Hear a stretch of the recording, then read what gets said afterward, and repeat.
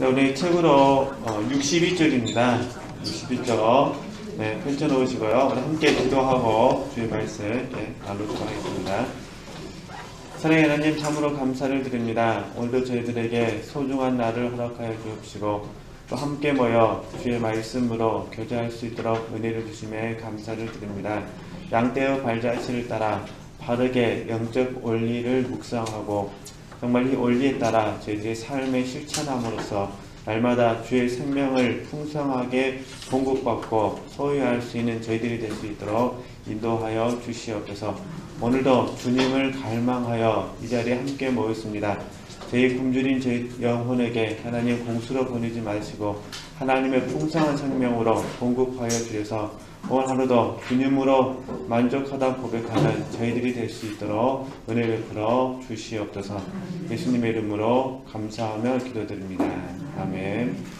네, 우리 62절 이제 보시면은 내적 성장의 문을 여는 열쇠 지금 이렇게 되어 있잖아요. 네, 이 부분을 나누기 전에 다 알고 계시는 부분이면은 잠깐 이제 우리가 이제 계속 이 훈련을 하고 있기 때문에 중요한 단어 두 가지만 먼저 생각을 하도록 하겠습니다.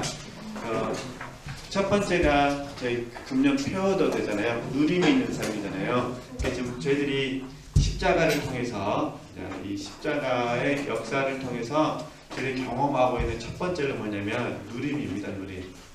이제 때는 안식이라 부르기도 하고 쉼, 평안 이렇게 부르잖아요. 그러니까 우리가 이제 마음속에서 항상 이 두 가지를 같이 갖고 훈련했으면 좋겠다. 그래서 말씀을 드리는 겁니다. 지금 이렇게 하고 계시지만은 정리 한번 해보는 시간을 좀 가졌습니다. 그러니까 첫 번째는 누림. 그러니까 우리가 참된 누림은 어디서 있냐면은 십자가다 그 말입니다. 십자가를 벗어나서는 참된 누림을 얻을 수가 없다. 그죠? 그래서 저희들이 이 부분을 이야기할 때 더 기쁨에 그냥 말하니까 붙이면 되겠죠? 체험이라 볼 수 있는 거죠. 더 기쁨. 현재도 기쁜데 지금보다 더 기뻐할 수 있는 체험은 어디서 이루어지는 거죠? 십자가를 통해서 이루어진다. 해서 이 부분을 우리가 마태복음 11장 25절에서 30절 말씀으로 좀 계속 공부하고 있는데 잔류기용은 이 부분을 어떻게 말하냐면은 지금 우리가 좀 포기에 대해서 배우고 있잖아요. 포기에 대해서 이 공과를 좀 적용하고 계시더라고요. 전반적으로 쭉 제가 이렇게 읽고 먼저 묵상해 보니까 그러니까 하여튼 저와 여러분에게 있어서 이제 앞으로 계속 십자가 이야기를 할 텐데요. 잔류기용이 말하는 포기는 뭐냐? 마태복음 11장 25절에서 30절입니다. 그죠? 이 부분. 근데 두 번째 이제 우리가 하나 생각해야 될 부분은 뭐냐면 두 번째가 이제 저희들이 생각할 때 감당한다. 감당한다. 때로는 참여한다. 그러니까 누림의 개념하고 감당한다라는 개념. 쉽게 말해서 내 몫이 있다는 겁니다. 이 몫을 어떻게 해야 돼요? 잘 우리가 감당해야 된다. 그죠? 이런 의미에서 이제 동시에 묵상을 해야 됩니다. 그래서 잘 감당한다고 말할 때는 우리가 종의 이미지, 그 다음에 군사의 이미지, 그 다음에 농부의 이미지, 그 다음에 운동선수의 이미지, 이런 부분들이 지금 성경에서 우리에게 들려주는 얘기잖아요. 이게 잔류기용 작품 안에 지금 현재 계속 공부할 텐데 여러 가지를 공부를 하지만은 이 두 가지를 딱 공부한 부분을 두 가지 압축하면 쉽게 이때 마음속에 상기하시라고 말씀드리는 겁니다. 하나가 뭐고요? 누림이고 또 하나는요? 감당하는 거죠. 근데 우리가 한쪽에만 쏠리게 되면은 자칫 잘못하면 뒤집지 않은 절벽이 돼가지고 효과가 떨어져 버립니다. 그래서 누림에만 초점을 맞추면은 감당을 안 하니까 풍성한 누림이 안 되고 또 누림 없이 감당하려고 하니까 나중에 지쳐가지고 탈진해 버리고 그래서 그 부분을 극복하기 위해서는 누림과 감당이라는 단어를 모아서 우리가 동시에 갖고 있어야 된다. 이해되시겠죠? 네, 한번 이 개념 속에서 볼 겁니다. 종의 개념이든 군사의 개념이든 농부의 개념이든 운동선수의 개념이든 감당의 문제라는 거. 그 다음에 누림의 부분에 대해서는 더 기쁨의 체험이다. 그러니까 다시 생각하면은 예수 그리스도와 나와의 신뢰 속에서 갖는 누림을 말한다. 이게 더 기쁨이 말하는 거죠. 체험이다. 그런 부분입니다. 우리가 덜 안 붙이면은 다른 데서 기쁨을 얻을 수가 있잖아요. 자녀 때문에 기쁨을 얻을 수가 있고, 남편 때문에 기쁨을 얻을 수가 있고, 환경 때문에 기쁨을 얻을 수가 있고, 조건 때문에 기쁨을 얻을 수 있지만 그건 일반적으로 말하는 기쁨이고, 지금 우리가 십자가를 통해서 체험하는 거 뭐냐면 십자가의 역사를 통해서 날마다 더 기뻐하는 체험. 그건 누구 문제라는 거죠? 주님과 나와의 신뢰의 문제가 있기 때문에 이렇게 이제 아는 부분이지만 잊어버리지 마시라고 먼저 말씀을 드렸습니다. 그 생각하고 이제 한번 보도록 하겠습니다. 내적 성전의 문을 여는 열쇠. 그렇다면 이제 저는 일단 하나님께 당신 자신을 드리면, 그죠? 나를 드리면 헌신이잖아요. 그 드린 것을 다시 뭐라는 거죠? 돌려받을 수 없다는 사실을 다시 한번 상기시켜 주어야겠습니다. 그러니까 일단 우리는 하나님께 드렸잖아요. 그러니까 우리는 이제 드렸으니까요. 방법은 어쩔 수 없습니다. 재단에서 내려오려고 하시면 안 됩니다. 그죠? 죽이 되든 밥이 되든 항상 어디에 있어야 해요? 우리는 재단에 있어야 됩니다. 막 내가 내려와서 내가 밥 만들려고 하면 안 됩니다. 일단 선물로 드려지게 되면 이제 더 이상 그것은 주는 사람에게 속한 것이 아닙니다. 저는 당신에게 예수 그리스도를 깊이 경험하는 방법을 알려주기 위해서 이 책을 썼지만 예수 그리스도를 깊이 아는 것은 한 가지 방법으로만 되는 것은 아닙니다. 그것은 하나님에 의하여 쌓여 있는가, 그죠? 하나님께 뭐라는 거죠? 소유되어 있는가의 문제입니다. 그러니까 하나님에 의하여 쌓여 있는가, 저 여러분 지금 하나님께 소유되어 있는가. 이제 우리는 스스로에게 물어볼 수 있는 거죠. 나는 과연 하나님께서 저를 보실 때 몇 % 소유하고 계시는가?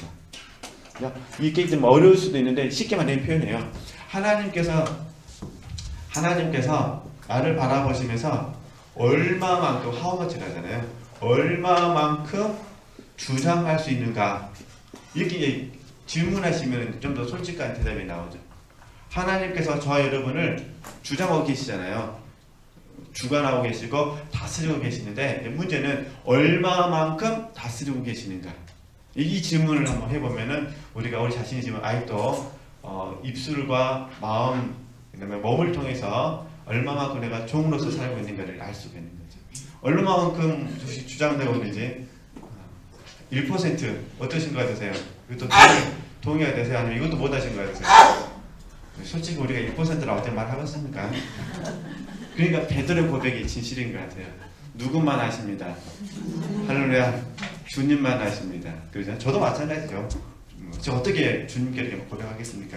당신만이 아십니다. 이게 중요한 건 뭐냐면은 저나 우리 지체들 입장에서 봤을 때 하나님이 계속해서 저와 여러분을 마음껏 다스릴 수 있는 사람이 되어야 된다.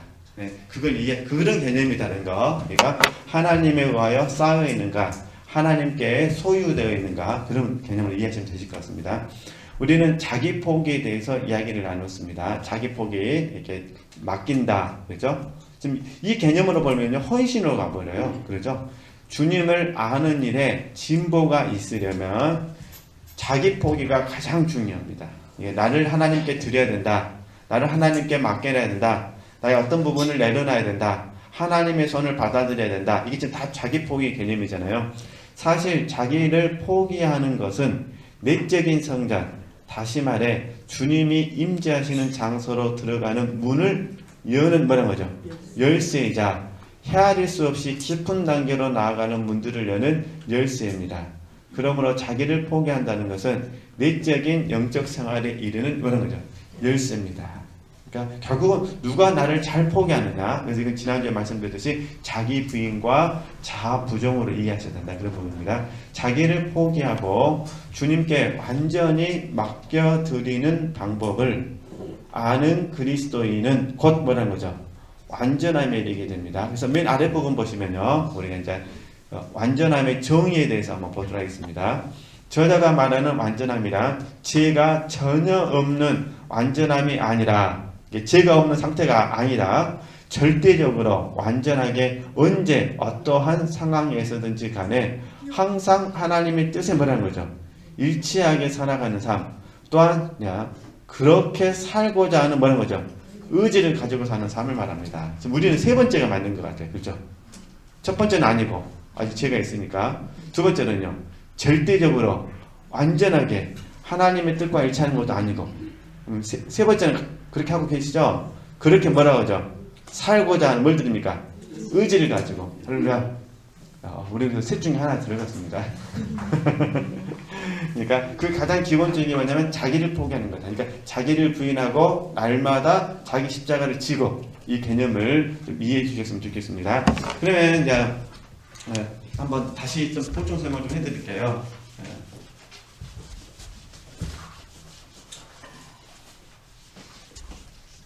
자, 우리가 이제 자기를 부인하고 그 개념을 혼적 생활이라고 했냐, 오치만 책을 함께 읽었으니까 그 개념으로 정리를 하면요, 혼적 생활이잖아요. 그러니까 자기를 부인하고 자기를 포기하고 날마다 십자가를 지고 주님을 쫓아야 되잖아요. 그죠? 이게 자기를 부인하고 잘 부인되면 이제 안식이 있는 거잖아요. 그죠? 그 다음에 이제 중요한 건 날마다입니다. 날마다. 이게 왜 이게 날마다가 되냐면 우리가 혼적 생활이라는 것은 다른 게 아니라 혼의 생명으로 저희들이 지금 삶을 살고 있습니다. 그러잖아요. 그러니까 날마다 우리는요, 혼의 생명으로 삶을 살 거냐, 아니면 영의 생명, 하나님의 생명, 하나님의 생명으로 삶을 살 거냐, 이 기로에 서 있는 겁니다. 이게 딱 눈 뜨면요, 오늘 하루도 뭐로 사는 거죠? 혼의 생명을 따라 살 거냐, 아니면 영의 생명을 따라 살 거냐. 여기서 이제 우리가 뭘 하냐면 바르게 분별해서 바르게 선택하여 영으로 사는 삶을 사는 거죠. 영으로 사는 삶. 네. 근데 영으로 사는 삶을 사는 과정 가운데 계속해서 뭐가 있다는 거죠? 자기 부인이 있다는 거예요. 이건 제 문제가 아니에요. 이 죄는 우리 잘 아시는 것처럼 예수님이 십자가에서 죽으실 때 죄의 권세로부터 해방됐습니다. 이게 로마서 8장 1절에서 2절이잖아요. 그렇죠? 죄와 사망의 법에서 우리가 해방되었다. 그러니까 죄의 권세는 예수님의 영역입니다. 예수님의 영역. 근데 예수님께서 십자가를 통해서 우리를 위해서 죽으셨다 하더라도 우리 옛사람은 십자가에 죽고 정과 욕심은 십자가에 못 박혔지만 이건 사실이잖아요. 갈라디아서 5장 25절 말씀이니까 이건 사실인데 문제는 이 날마다 삶을 사는 우리의 삶은, 이 혼적인 생활은 주님께서 십자가에 죽으셔서도 해결이 안 되는 거다, 그 말입니다. 그러니까 방법은 뭐냐면은 우리가 이 공과를 그대로 적용을 해가지고 내가 오늘 뭐 하는 거죠? 오늘 혼의 생명을 따라 살 것인가, 아니면 영의 생명을 따라 살 것인가를 분별해서 선택해가지고 영으로 사는 것. 이게 지금 누가복음 9장 23절 말씀을 지금 이제 현재까지 우리 장례경 책에서 적용해보는 지금 이 부분이 되는 부분입니다. 근데 우리는 그동안 어떻게 생각했냐면은 제 권세가 십자가에서 해방되었고 옛사람과 정과 욕심 십자가가 온전히 죽었으니까 나의 날마다의 삶은 뭐가 있어야 된다고 생각해요. 날마다의 삶은 오직 주님만 있어야 된다고 생각했는데 실제적으로 우리가 삶을 경험해보니까 그렇지 않더라는 거예요. 그렇죠? 특별히 이제 잘 아시는 이 혼의 생명이라는 부분은 몸하고 많이 관련됐습니다. 몸. 그리고 몸은 환경과 조건과 많이 관련됐습니다. 그러니까 환경과 조건이 어떠냐에 따라서 이 몸이 아침에 일어나는 순간에 컨디션이 어떠냐에 따라서요, 내가 혼적 생명을 잘 살 수도 있고요, 아니면 영의 생명을 잘 살 수 있습니다. 그죠? 근데 문제는 우리 날마다 우리의 혼의 생명이, 이 혼이 1년 365일 항상 주님의 십자가에서만 있을 수는 없지 않습니까? 왜냐하면 환경하고 조건이 날마다 우리가 달라지고 있기 때문에. 그러시죠? 그러니까 이제 이걸 보면서 저 다시 한번 느꼈던 부분은, 혼적 생활이라는 부분은 우리가 선택하는 거구나. 그러니까 이 십자가에서 십자가에서 죄의 문제와 일사람의 문제와 정과 욕심의 문제를 죽이시는 것은 주님의 역할이지만, 주님의 몫이고, 그 다음에 생활하는 것은, 이해되시겠죠? 사는 것은 성령 하나님과 나와의 문제구나. 그래서 성경에 보면 분별하고 선택하라고 말씀하신 거예요. 성령 하나님과 나와의 문제라는 겁니다. 그래서 이제 분별하고 선택할 때 두 가지 훈련이 있는 거잖아요. 믿음의 훈련과 순종의 훈련이죠. 믿음과 순종이 교차해 가면서 우리가 뭘 배우냐? 여기서 영적 지식을 습득을 하죠. 믿음을 따라서 순종해보면서 과정 속에서 일어나는 영적 지식을 습득하는 거죠. 이 지식이 우리 안에 지금 정도의 차이가 있지 어느 정도 내재되어 있는 겁니다. 그래서 이 지식을 따라서 분별하고 선택하는 겁니다. 그죠? 그러니까 이렇게 생각하시면은 지금 잔느기원이 우리 들려주고 싶은 메시지를 좀 더 잘 적용점에서 이해할 수 있으실 것 같아요. 그러니까 혹시 이제 내가 분명히 로마서 8장 1절이나 2절 말씀도 믿고 갈라디아서 5장 25절 말씀, 24절 25절 말씀 믿음에도 불구하고 왜 내게 이런 현상이 나타날까? 24절이죠. 24절. 그리고 25절에서 성령으로 살면 성령으로 행할지니 그러잖아요. 그러니까 24절의 결과로 우리가 성령으로 사는 거예요. 근데 바울은 우리에게 뭐라고 하냐면 성령으로 행하라고 말하잖아요. 여기서 말하는 거는 성령으로 행하는 걸 말하는 거죠. 근데 왜 우리가 믿음이 바로 순종으로 되지 못하느냐? 뭐의 문제가 있잖아요. 날마다 혼의 생명의 문제가 있더라. 그리고 이 혼의 생명 중에서도 이제 넓은 의미로는 몸의 문제가 있고 이 몸은 또 어디에 영향을 받더라? 환경과 조건을 받더라는 거예요. 그래서 좀 죄송한 얘기지만 환경과 조건이 너무 극단이 아니면 특별한 사람을 제외하고요. 보편적인 사람들 입장에서는요. 환경과 조건이 극단이 아닐 때 좀 더 신앙생활을 잘한 것 같아요. 사람들이 보기엔 더 잘하게 보이는 것 같아요. 근데 이제 특별히 하나님의 경륜 가운데 선별된 몇 분들은 환경과 조건이 극단이 이루어져야 풍성하게 됩니다. 예, 잔느기용 같은 사람들. 근데 우리는 감사하잖아요. 잔느기용이 아니어서. 그렇죠? 우리는 극단이 아니잖아요. 단지 우리는 지금 환경과 조건이 약간 뭐 할 뿐이죠. 약간 불편할 뿐이죠. 약간 불편하시죠? 네. 많이 불편하다. 많이 불편하다. 많이 불편하다. 오늘처럼 비 오면은 진짜 많이 불편하잖아요. 그죠? 안 아프도 배도 아프고 막 허리도 아프고. 특별히 허리 안 좋으신 분들은 오늘 같은 날 진짜 힘들잖아요. 다 이런다느냐. 저는 여기 우리 교회 집사님은 온열 치료기 뭔지는 잘 모르겠는데 그 온열 치료기 다 들어가고 1시간 정도 그냥 뜨뜻하게 제가 먼저 실습을 해봤어야 되는데 안 해봐가지고 뭔지는 모르겠는데 하여튼 그래서 이 불편한 부분을 우리가 어떻게 날마다 믿음과 순종을 통해서 분별 선택 영으로 사느냐. 그래서 이 부분은 날마다가 중요하다. 이해되시죠? 날마다. 근데 이제 이계 목사님은 날마다에다 뭘 집어넣어버렸습니까? 일마다를 집어넣어버렸습니다. 그래서 날마다 일마다 이렇게 되는 거죠. 네, 그래서 이렇게 사는 것이 옳은 삶이다. 이런 삶 때문에 너무 힘들어하지 않으셨으면 좋겠다. 그래서 말씀드리는 겁니다. 어쨌든 우리 편에서 바라봤을 때는요. 완전함의 의미를 좀 이해하셨으면 좋겠습니다. 그러니까 이렇게 사는 것 삶 자체가 뭐라는 거죠? 완전함이 이르는 거다. 그죠? 첫 번째는 우리에게는 아직 이루어지지 않았어요. 오늘 제가 있기 때문에. 두 번째도 아직 이루어지지 않았어요. 우리는 항상은 아니잖아요. 때때로 우리가 주님 뜻대로 하옵소서 그러지 항상이라고 말 못하잖아요. 부끄러우니까. 주님만 아십니다. 세 번째는 뭐? 세 번째는 각자 확신하시죠? 이거 세 번째는 각자 확신해야 되는데 내가 주님만 따르겠습니다. 네, 이렇게 하면 적용하면 될 것 같습니다. 그럼 계속 보겠습니다. 네. 그러면 당신이 이 같은 상태로 자기를 포기하기에 이르렀다고 가정해 봅시다. 일단 이 같은 상태에 이르게 되었다면 흔들리지 말고, 그죠? 확고하게 그 상태를 뭐라는 거죠? 이 중요한 거예요. 내가 지금 온전히 주님께 나를 맡겼다고 내가 확신한다면 앞으로도 계속 뭐라는 거죠? 흔들리지 말고 확고하게 그 상태를 어떻게 하는 거죠? 유지하는 거예요. 짧은 기간 동안만 그 상태를 유지한다면 그것은 별로 가치가 없는 일일 것입니다. 그 상태에 이르는 것과 유지하는 것은 전혀 뭐라는 거죠? 별개. 예, 상태에 이르는 것. 그러니까 성령으로 살면 그게 상태에 이르는 것이라면 성령으로 행하라는 것은 유지하는 거잖아요. 그러니까 항상 이 관계를 이해해 주셔야 됩니다. 당신의 내면에서 들리는 변명의 소리에 귀 기울이지 않도록 조심하십시오. 당신 속에서 그런 변명의 소리들이 사라지게 될 것을 기대하십시오. 그러나 당신 자신을 전적으로 평생 동안 하나님께 포기하고 맡겨드릴 수 있으며 또한 하나님께서는 그러한 상태에 머무를 수 있는 은혜를 주시리라는 사실을 믿어야 합니다. 당신은 하나님을 어떻게 하는 거죠? 바랄 수 없는 중에 바라고 믿어야 합니다. 이게 좀 아브라함의 고백이거든요. 바랄 수 없는 중에 바랬다. 네. 그럼 이제 자기 포기의 의미 보겠습니다. 위대한 믿음은 위대한 자기 포기를 낳습니다. 자기 포기란 무엇일까요?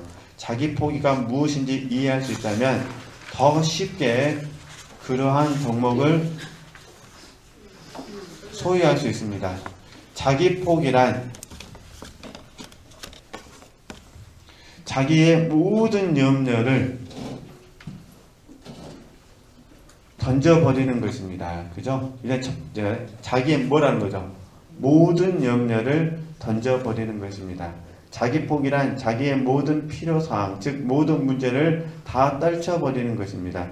여기에는 영적인 문제까지도 포함됩니다. 이런 자기 포기는 쉽게 이해되는 것이 아니기 때문에 다시 반복해서 말하기로 하겠습니다. 자기 포기란 자신의 모든 영적인 문제들을 영원히 뭐라는 거죠? 옆으로 제쳐두는 것입니다. 네. 그래서 제가 이제 가끔씩 수요 예배나 특강하는 시간에 이제 반복해서 인용하는 부분이 있습니다. 그래서 저는 개인적으로 마태복음 6장, 간략하게 7장, 11장, 26장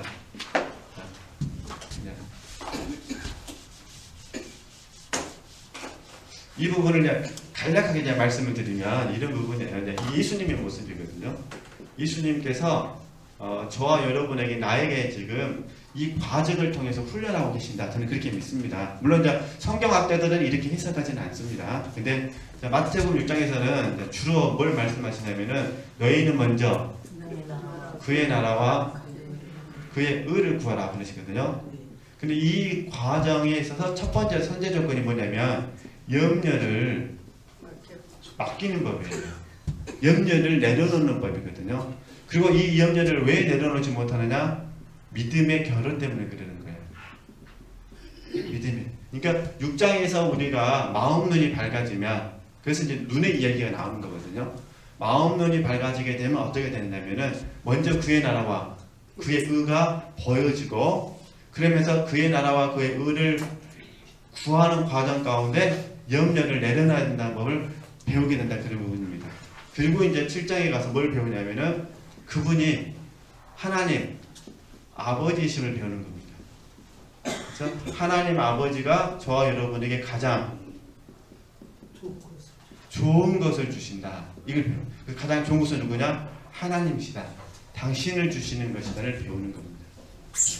근데 아시다시피 염려가 내려놔지고 그의 나라와 그의 의가 이루어져야 가장 좋은 것을 주시는 아버지가 믿어지지, 그러잖아요. 이 부분에 실패해버리면 안 되는 거예요. 그러니까 자기 포기는, 자녀에게 그러잖아요. 자기 포기는 뭐라는 거예요? 염려. 영적인 것이든 육신적인 것이든 모든 염려를 주님께 맡기는 걸 배운다고 하잖아요. 그러니까 결국 믿음이에요, 믿음. 그죠? 이 믿음이 회복이 되면, 믿음이 성장하게 되면 7장에서 자연스럽게 하나님 아버지가 알아지게 되는 거죠. 이 믿음이 약해져 버리면 안 되는 거예요. 그래서 7장에서 아버지가 중요해요. 왜냐면 창조주로 바라보게 되면 우리는 문제 해결에 초점을 맞춥니다. 하나님은 전능자이시니까 문제를 해결해 주십시오. 근데 7장에서는 창조주의 개념이 아니라 하나님, 아버지가 된 거예요. 그러니까 아버지가 내게 주신 모든 것을 다 뭐가 되는 거죠? 좋은 것, 가장 좋은 것이 되는 거예요. 그게 뭐냐? 하나님이시다. 이게 이제 누가복음 11장하고 연결이 되죠. 7장에서는 좋은 것, 누가복음 11장에서는 아버지가 되는 거거든요. 그러면 이 아버지와 관계가 신뢰가 회복이 됐어요. 신뢰가 회복이 되면 어떻게 될까요? 11장에서 얼쏘이다 이렇게 된 것이 아버지의 뜻이 됩니다. 이게 되는 거죠. 그러니까 신뢰의 결과죠, 결과. 이게 이제 얼쏘이다. 그러면서 이제 쉽고 가벼움을 배우는 거죠. 그리고 26장에 가서 실전을 경험하죠. 실전. 그러잖아요. 그리고 이제 그 이후부터 어떻게 합니까? 실제로 지는 삶이에요. 실제로 지는 삶이 되는 거죠. 근데 이제 저희들이 만약에 이제 이런 과정을 겪지 않고 처음부터 막 십자가를 지려고 하면은 그걸 감당을 못하게 되는 거예요. 그러니까 혹시 지체들께서 실제로 지금 십자가를 져야 될 시간이 주어졌다면 다시 순서가 의대로 마태복음 6장부터 가셔야 돼요. 이해되시겠죠? 마태복음 6장부터 다시 한번 어떻게 하셔야 돼요? 먼저 그의 나라와 그의 의를 구해야 된다. 그러면서 나 염려를 주님께 맡기겠습니다. 영적인 것이든 육신적인 것이든 내가 염려를 온전히 하나님께 내려놓기를 원합니다. 그리고 그 다음에 염려가 내려놔지게 되면 먼저 그의 나라와 그의 의를 구한다고 했잖아요. 이 개념 안에서 하나님이 주시는 모든 것은 뭐가 되는 거예요? 다 좋은 것이 되는 거죠. 좋은 것으로 받아서 이 십자가를 좋은 것으로 받아가지고 어떻게 되는 거죠? 을소에다 이렇게 된 것이 아버지의 뜻입니다. 그래서 쉽고 가벼움으로 감당하시는 거죠. 혹시 감당이 안 되면 다시 십자가에 겟세마네 동산에 올라가서 이건 소유의 문제거든요. 다시 십자가를 감당하기 어려우시면 다시 겟세마네 동산에 올라가서 나의 온대로 마옵시고 나의 오남이잖아요. 오남을 다시 내려놔야 되죠. 이게 좀 더 자아포기예요. 네, 책대로 하면 그냥 포기죠. 포기. 이게 포기거든요. 지금 우리는 이 개념으로 보면요, 염려로 찾아오는 이를 포기하는 법을 배우는 것이고요. 계속 포기죠. 솔직히 말하면 마태복음 6장에서 염려를 내려놓는 포기, 7장에서는 좋은 것으로 받아들이는 걸 할 때 내 생각을 내려놓는 거 포기. 그렇죠. 11장에서 올소유다 이렇게 된 것이 아버지의 뜻입니다 할 때 짐을 맡기는 법을 배우는 거 포기. 그 다음에 그냥 진짜 힘든 거예요. 겟세마네 동산에서 나의 원함을 내려놓는 거 포기. 그죠? 그 다음에 이 포기가 되어져서 주님 뜻으로 완전 사로잡히게 되면 실제로 치는 사람은 진짜로 쉽고 가볍죠. 이 말은 고통이 없다는 것이 아니라 쉽고 가볍다 이런 의미죠. 우리가 넉넉히 감당할 수 있다는 문제거든요. 그러니까 이 한마디 한마디에 제가 느끼기에는 제가 해석을 하는 거니까 그 한마디 한마디에는 이미 우리가 순전한 사랑을 다 읽었기 때문에 그 전반적인 게 다 포함이 되어 있는 것 같아요. 어떤 의미인지 아시겠죠? 우리가 순전한 사랑을 읽지 않은 상태에서 이 책을 읽었다면 되게 깊게 공부할 필요가 없는데 오늘 순전한 사랑의 스토리를 쭉 알고 있기 때문에 그걸 전제하고 이 짧은 문장을 보다 보면은 그 문장 안에 이런 것들이 다 포함되어 있다 그런 부분입니다. 그러니까 어떤 자리더라도 다 우리는 지금 날마다 먹었습니까? 포기. 네, 포기를. 그래서 자포자기 하시면 안 된다 했습니다. 자포자기 하면 하나님 안 기뻐하십니다. 네, 보겠습니다. 그러면 자, 포기 이해되셨죠? 자기의 모든 일을 뭐라고요? 던져버리는 것이다. 하나님께. 그 다음에 뭐라면 다시 읽겠습니다. 64쪽 염려를 던져버리고요. 그 다음에요. 자기 포기란 자기의 모든 뭐라는 거죠? 필요사항. 모든 문제를 다 뭐하는 거다? 떨쳐버리는 것이다. 그러면 거기에는 영적인 문제까지 포함되어 있다. 그죠? 어디 주님만 구하는 것이다. 그런 부분입니다. 이게 자기 포기의 열매는 뭐냐? 그의 나라와 그의 의만 구하는 것이다. 이해되시겠죠? 네, 다시 한번 볼게요.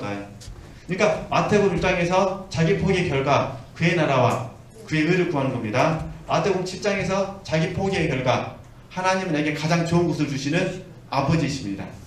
마태복음 11장에서 자기 포기의 결과 쉽고 가벼워지는 것입니다. 그죠? 왜냐하면 온유와 겸손이니까. 그 다음에 26장에서 내 온함을 내려놓고 뭐는 게 하나님의 뜻이 이루어지기를 하라는 이게 포기의 결과라니까요. 포기되어지기 전에는 땀이 나죠. 괴롭죠. 연민이 찾아오고 번뇌가 찾아오고 갈등이 찾아오죠. 그러나 그 결과로서 그죠? 이렇게 그래서 십자가를 진다고 해서 고통이 없는 건 아닙니다. 그러나 그 고통을 넉넉히 뭐하다? 쉽고 가벼워서 이겨낸다. 그렇게 적용하시면 되실 것 같습니다. 그래서 이제 이게 참된 포기가 되면은요, 자유와 이김이 찾아옵니다. 자유와 이김. 주님 이야기니까. 그래서 우리는 그 주님 이야기를 묵상하면서 우리가 그 길을 걸어가는 겁니다. 그러면 이제 좀 더 이제 보도록 하겠습니다. 그리스도인들은 모든 영적인 필요사항들을 가지고 있습니다. 그러나 자기를 주님께 포기하고 맡겨드린 그리스도인은 더 이상 영적인 필요사항들을 인식하는 사치를 뭐라는 거죠? 누릴 수 없습니다. 대신에 자기 자신을 하나님의 처분에 완전히 뭐라는 거죠? 맡겨드립니다. 지금 우리가 이게 하고 이미 다 했어요. 이미 다 하셨고 지금도 하고 계시고 자, 예를 들어보도록 하겠습니다.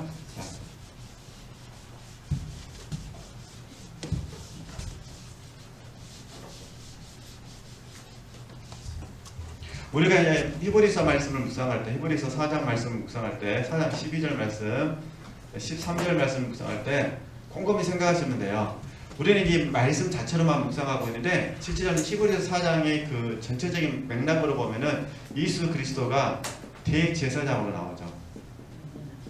이미지가. 그래서 찌르고 쪼개고 감찰한다. 그 말은 그 대제사장이 재물을, 물론 제사장이 하는 거지만 제사장이 재물을 이렇게 제단에 올리기 전에 각을 떠요. 쉽게 말하면 어렵게 생각하지 마시고 그 통닭 그 치기 전에 닭 자르는 거 생각하시면 돼요. 이해되시죠? 탁탁탁탁 하잖아요. 이렇게 그게 히브리서 4장 12절 말씀의 그 의미예요. 그러니까 대제사장이신 예수님께서 저와 여러분에게 이제 뭐 하고 계시나요? 하나님께 드리기 위해서 각을 두고 계시는 거죠. 표현 좀 이상하지 마세요. 그러면 저와 여러분은 지금 제단 위에 올려진 거예요. 그러니까 제단 위에 지금 드려졌습니다. 이게 우리의 몫입니다. 우리의 몫. 저와 여러분은 뭐만 할 수 있느냐? 나를 드리는 것밖에 할 수 없어요. 그죠? 각을 잘 뜨셔가지고 하나님께 드리는 건 누구 몫이고요? 예수님의 몫이고. 예수님께서 찌르고 쪼개고 감찰시켜서 저와 여러분을 하나님께서 받으시는 제물로 우리를 드리는 거죠. 근데 이제 문제는 뭐냐? 문제는 지금 이 책대로 말하면 이게 그거예요. 자기 자신을 하나님의 처분에 완전히 뭐하자? 맡겨드리자. 근데 완전히 맡겨드리신 분의 입장에서 봐서는 들어졌으니까 예수님께서 어떤 형태로 각을 뜨더라도 올소이다 이렇게 된 것은 아버지의 뜻입니다 되는데 주님께 처분을 맡겼는데 예수님께서 각을 뜨려고 하니까 잠깐만요 이렇게 되니 복잡해지는 거예요. 예수님께서 내가 자녀와의 갈등이 있는데 내 생각과 마음과 의지를 처리하시는 건 다 좋은데요. 예수님 우리 아들만을 건드리시면 안 됩니다 이렇게 돼버린 거예요. 마음속에서 나도 모르게. 그죠? 예를 들어서 이제 물질은 좀 많이 계시는데 물질이 있는데 건강에 좋지 않아요. 그러면 이제 이런 입장이 되면 어떤 마음 들까요? 하나님 물질을 내가 드리겠는데요 건강만큼 건드리지 맛이 없어서 이렇게 된다. 그런 부분이에요. 이게 온전히 하나님께 드려졌는데 그분한테 맡기지를 못하는 것. 이게 포기가 안 됐다. 그런 부분이에요. 그러니까 저 역시도 마찬가지입니다. 저 역시도 그냥 하나님께서 저도 날만 드리니까 드리고 나면 그 다음에 빚으시는 건 누구 몫이라는 거죠? 주님의 몫이라는 거죠. 근데 우리는 이 드리고 나서 그 다음부터 주님에게 요구를 한다는 거예요. 이렇게 해주세요. 저렇게 해주세요. 이렇게 해주세요. 저렇게 해주세요. 그러면 안 되신다. 그 이야기를 하는 겁니다. 그 대신 이제 우리가 다시 한번 원칙은 뭐냐면 우리가 장르기용이 아닙니다. 우리는 장르기용처럼 하지도 못합니다. 그러니까 다니기를 통해서 장르기용이나 오치마니가 들려준 공과를 통해서 내가 감당할 수 있는 만큼만 배우는 거지 마치 내가 그냥 장르기용도 아닌데 장르기용처럼 하려다가는 이제 나중에는 지쳐가지고 그만둬버립니다. 힘이 없어서 영성을 못 받습니다. 깨지다 지쳐본 거예요. 깨진 것이 목적이 아닌데 그러면 안 되신다는 거. 보겠습니다. 당신은 모든 그리스도인에 대하여 자기 포기가 공고되고 있다는 사실을 알고 있습니까? 주님께서는 친히 다음과 같이 말씀하셨습니다. 자, 너희 천부께서 이 모든 것이 너에게 있어야 할 줄을 아시느니라. 그러므로 내일 일을 위하여 염려하지 말라. 우리 같이 이미 33절 말씀하면서 공부했고요. 또한 성경은 다음과 같이 말합니다. 너는 범사의 그를 인정하라. 그래야만 내 길을 지도하시리라. 인정하라는 것이 맡긴다는 개념이잖아요. 그러니까 너희 형사를 여호와께 맡기라. 그래야만 너희 경영하는 것이 이루리라. 또한 시편에서도 너희 길을 여호와께 맡기라. 저를 의지하면 저가 이루시고 이렇게 됐다. 이런 부분들이 내려놓음의 개념이다. 포기의 개념이다. 라고 이해하시면 되실 것 같습니다. 그래서 이제 법률 중요한 정리를 하면요. 참된 자기 포기에는 반드시 두 가지 세계, 즉 두 가지의 완전한 영역이 포함되어야 합니다. 잠깐 보겠습니다.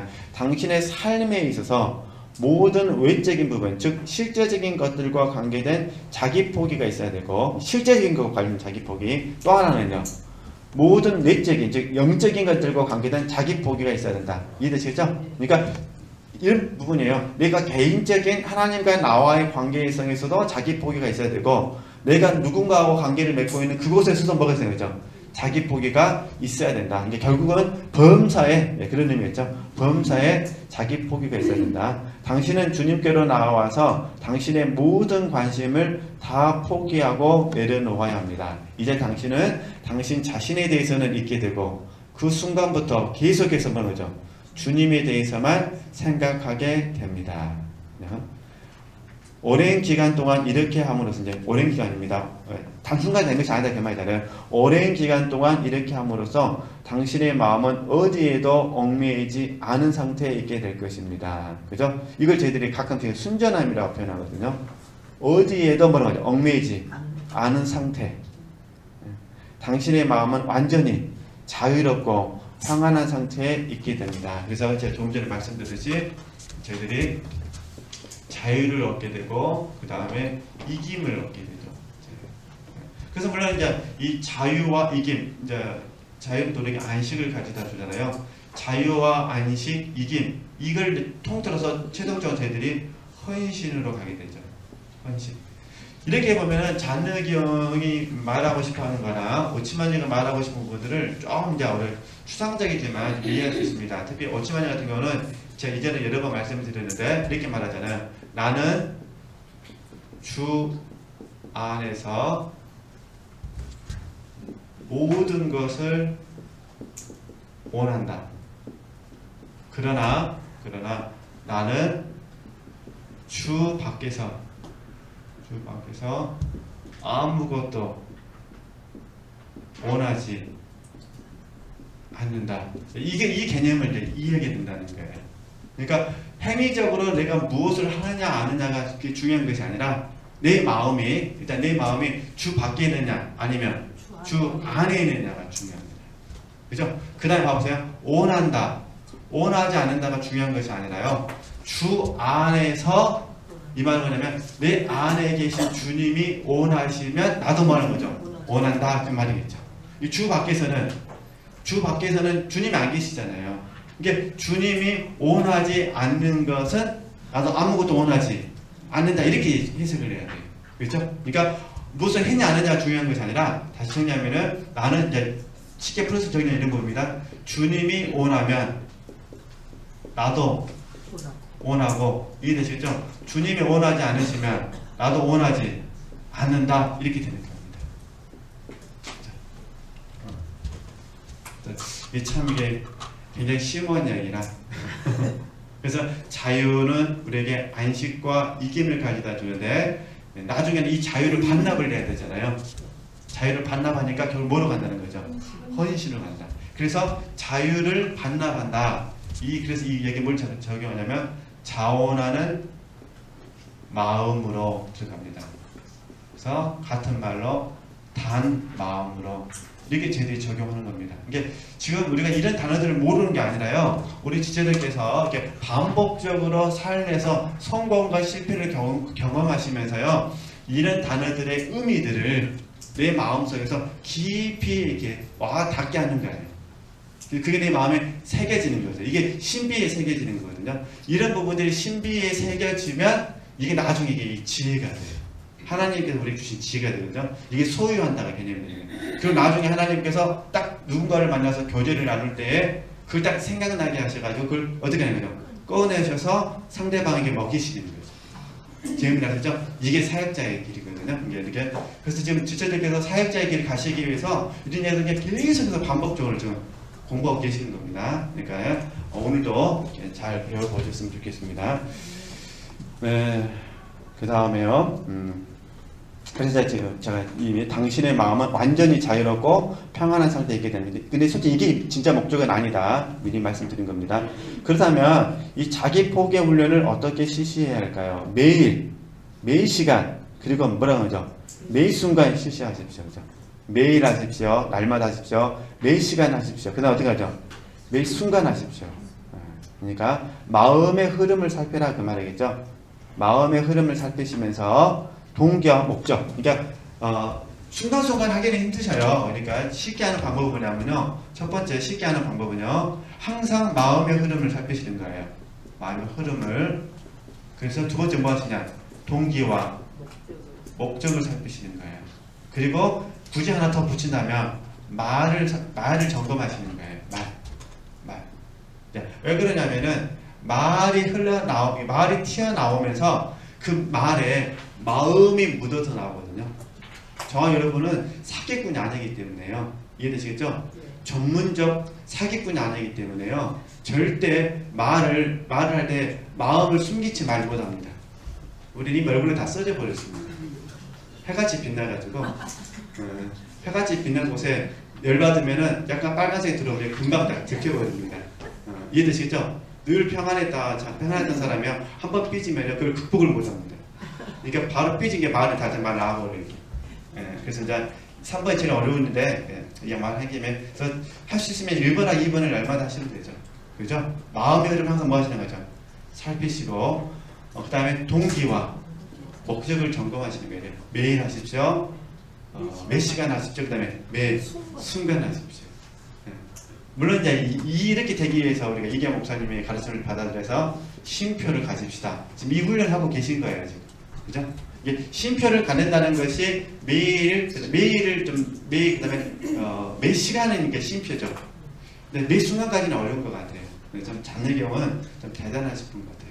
어쨌든 그렇게 이해하시면 좋겠습니다. 그 다음에요. 하여튼 이렇게 하시면 자기 포기는 당신의 의지가 하나님의 뜻 안에서 완전히 녹아 없어지는 것이 어떻게 되죠? 반복됨으로써 이루어집니다. 중요한 게 반복입니다. 반복. 언제까지 해야 되냐 이런 말 하시면 안 됩니다.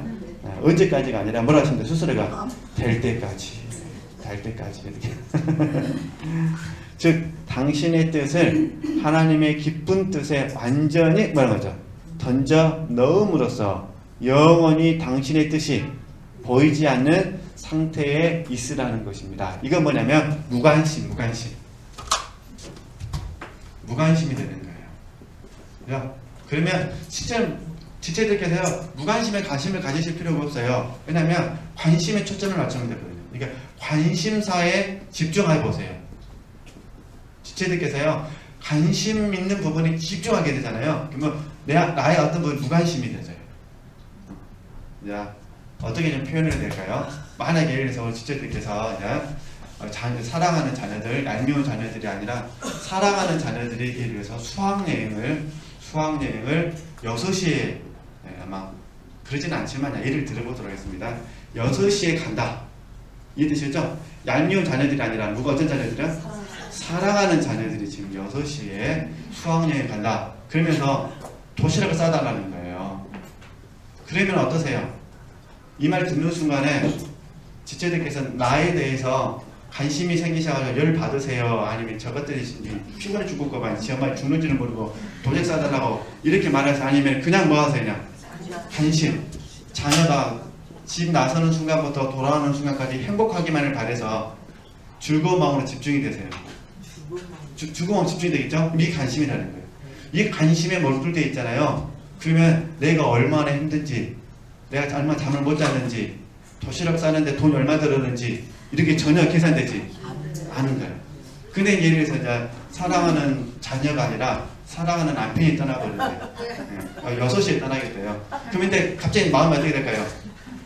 얘기도 아니고 지가 알아서 그냥 뭐 휴식실에서 라면 사 먹으면 되지 이런 마음 들으면 그때부터 어떻게 될까요? 이제 그때는 이제 관심이 이제 누구한테 가는 거예요? 남편한테는 무관심, 그 다음에 나한테는 관심이 되는 거죠. 쉽게 예를 들면 그러니까 결국 주님과 관계도 마찬가지예요. 우리가 주님의 옛날에 한번 생각해 보세요. 주님의 십자가한테 마음이 빼앗겼을 때, 이 관심이 완전히 십자가에 가 있었을 때요, 어떤 기도를 했냐면 나는 죽어도 괜찮습니다. 욕 다 얻어먹어도 괜찮습니다. 다 그런 시절이 있었어요. 근데 이 시절이 지나고 나서 지속되지 않고 멈춰버렸어요. 그러다 보니까 이제 십자가는 간데 없고 뭐가 있습니까? 나의 어떤 부분에 대한 누림이랄까요? 영적인 누림 말고 육신적인 누림. 나의 어떤 육신적인 누림에 관심을 갖게 됐어요. 마음을 빼앗겼어요. 이 마음이 빼앗기니까 그때부터 어떤 마음이 드냐면요. 마음이 빼앗기니까요. 그때부터요. 십자가가 버거워져요. 전에는 하나도 힘 안 들었는데 지금은요. 엄청 버거워요. 그래서 이제는 십자가를 남한테 맡기는 거예요. 남한테 맡겨요. 김 집사한테 맡길까? 이해되시죠? 예, 남한테 다 맡기고 나는 뭐 하는 거죠? 오 자유하리라 하면서 나의 어떤 육신의 누림이 빠져버리게 되는 거죠. 이게 이제 문제잖아요. 그래서 이런 부분도 얘기하는 방법은 저는 이제 다르게 생각하는 것이 아니라 이건 정리가 마치도록 하겠습니다. 당신의 뜻이 보이지 않는 상태에 있으리라는 거. 당신의 뜻이 보이지 않는 상태. 이걸 뭐로 적용하냐는 거죠. 나에 대한 무관심. 그죠? 이걸 저희들 훈련원에서 뭐라고 그러냐면 상관치 않기 부릅니다. 철학적인 용어로는 초연이라 부르고요. 그거는 풀어서 설명하면 나에 대한 무관심입니다. 그럼 오직 누구에다만 관심을 갖자는 거죠? 주님께만 관심을 갖자. 주님께 관심을 집중하자. 이 지금 이야기를 하고 있는 겁니다. 그러니까 포기의 진짜 목적은 나에 대한 무관심이 아니라 뭐는 거죠? 주님께 관심을 집중하는 거죠. 그죠? 내가 사랑하는 주님에게 집중하자. 네, 그러면은 포기가 되어지면서 이제 자녀에게 들려주고 싶은 삶을 날마다 매 시간 그다음에 매 순간 이렇게 적용할 수 있다는 거. 네, 여기까지 하고요. 다음 주에는 제가 LA 가니까 못하고요. 돌아와서 하나님께서 원하시는 것을 소원하기까지 이 주제들을 좀 같이 나눠보도록 하겠습니다. 하나님께 영광 돌리겠습니다.